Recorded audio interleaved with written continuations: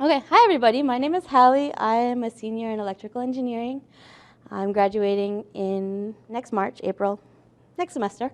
Okay, let's begin. Okay, so a little bit about me. I'm a first generation student. My parents both went to college, but they weren't able to finish. And they're sort of from a time when they didn't have to go to college. Factory jobs were readily available, paid really well. And being first generation students themselves, they didn't really have the support they needed to complete their college degrees. But that also meant that when I was going to college, straight out of high school, they didn't really know how to support me the best either. I actually went straight to college after high school.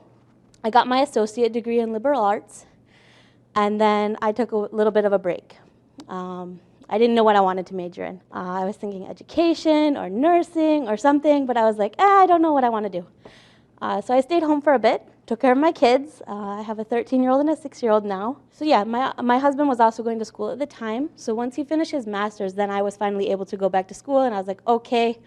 I had a bit of life experience. I had some experience in education and in the healthcare sort of industry and in like counseling, all these sort of jobs that had all of these sort of things that I thought I might be interested in. And I sort of realized that although I enjoyed these things, a career in these wasn't really something I was interested in. So when I went back to school, I reflected on the sort of things that I enjoyed back in high school and also just in my free time. So things like watching science videos. And I realized that back in high school, I thought just because I didn't get really good grades in my science and math classes, I thought that meant I wasn't good enough at math or good enough at science. But I realized that if you enjoy something and you put your mind to it, you can do it. So I was like, let's go for it. Why not? Let's see. Okay, so I returned to Schoolcraft College. I had finished my associates there. Returned there, finished my engineering prereqs, and then transferred here in fall 2020. So right after COVID sort of hit. And let's see. Okay, so I found out about Talent Gateway during my orientation, and I was like, let's join. I don't know if I'll do it, but you know, let's just try it anyways. And waiting for the semester to start, I sort of started working on some of the challenges. They gave me things to contemplate. They helped me think about how I interacted with people, both in my academic life and my professional life. Challenges like visiting office hours. It helped me to interact with my professors and reflect on the experience. Technology-related challenges helped me reflect on how I could improve my skills in technology. Even though I was studying, engineering, I knew how to use like Microsoft Word.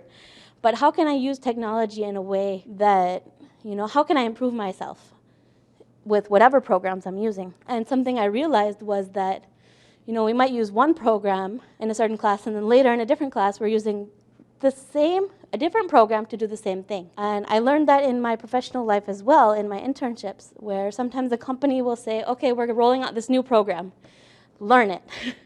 So I'd have to translate my skills from one program to another. Also, the Talent Gateway had challenges that were career focused. And it sort of encouraged me to start working on my resume and start applying for jobs, even though I felt like I wasn't ready. Okay, so one of the challenges Talent Gateway had was to work on your resume, send it to career services, and get feedback on it. And I did that. And they said, oh, this is terrible, in much nicer words. But I realized that my resume was just totally off base, the way I had written it. So I fixed it up, and I started to get a lot more responses to the applications that I was sending out. Before that, I was getting absolutely no response. Fixed it up a little bit with the help of Talent Gateway, and then I started to get interviews. I learned to use the STAR method to sort of describe my projects and my skills that I had, and it helped me prepare for interviews. So one of the first interviews I got went really well. I didn't get the job.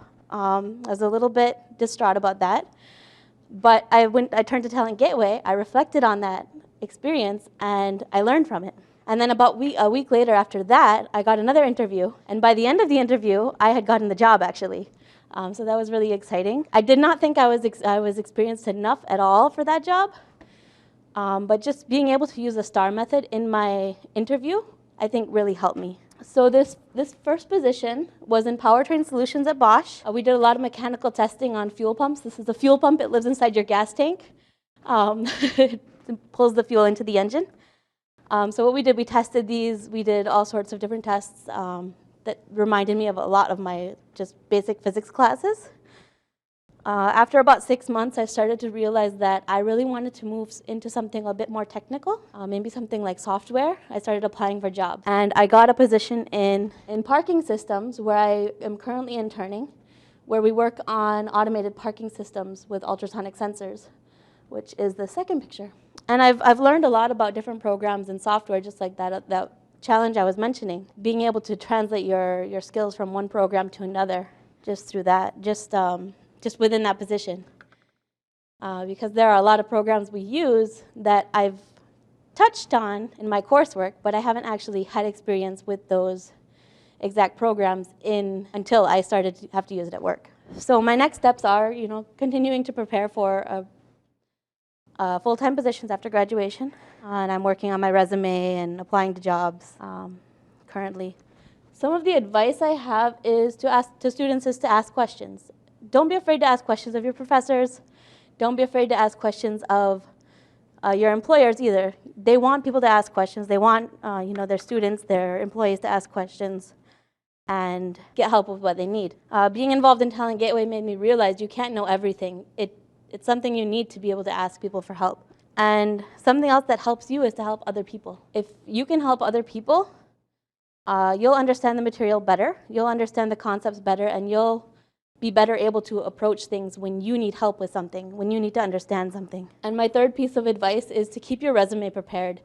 Even when you're a freshman, even maybe in high school, keep a list of the projects you're working on. Be able to explain them. Just keep a long list, even if you don't think you'll ever use it to apply to any jobs. And then pick from those things when you're writing your resume and when you're sending out applications.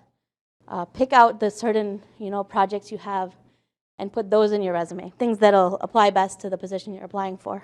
And then similarly, once you're in a job, keep track of the projects and the assignments you work on there too, so you can add those to your resume. Yep, that's all I have.